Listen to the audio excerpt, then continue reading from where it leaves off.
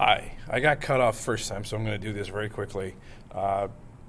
Quick video for you guys to finish out this one section, and then tomorrow we're going to start talking about graphs, charting, and I will post that a video that I already made, but we're going to go over that in person tomorrow on Friday. So anyway, to finish up R&D, think about research and development, innovation, companies that push the envelope, but not for the sake of pushing the envelope, if you know what I mean.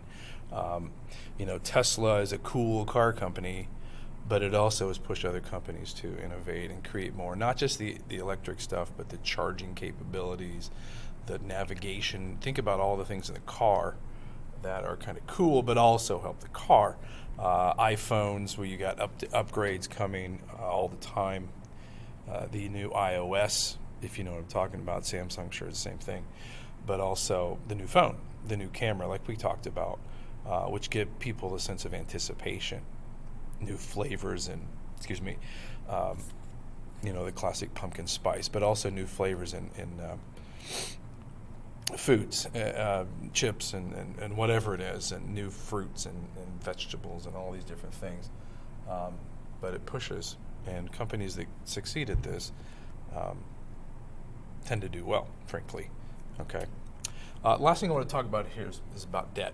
And it's obvious why you don't want a lot of debt. Think two things here. Think number one, you owe money, obviously. Two, you owe interest on that, which takes away from earnings. I'm talking about a company here. And then three, if you have a lot of debt, you can't really do this.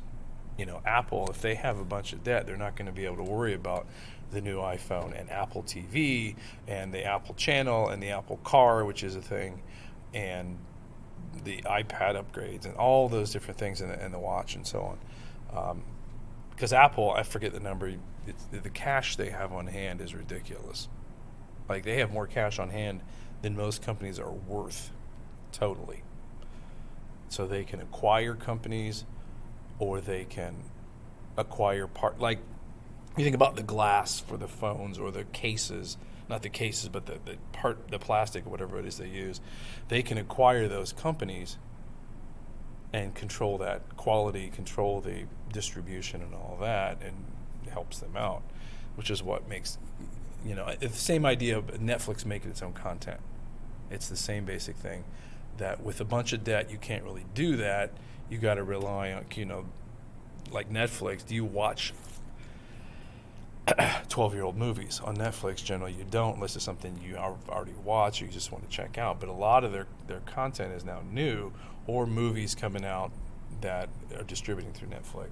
And again, with debt, you can't really do that.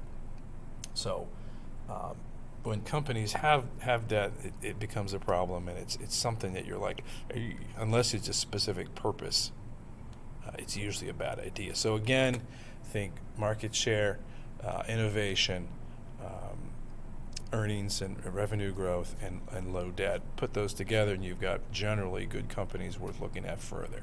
Okay, and again, next time we will look at charting and also when to sell. All right, bye. Have a good day.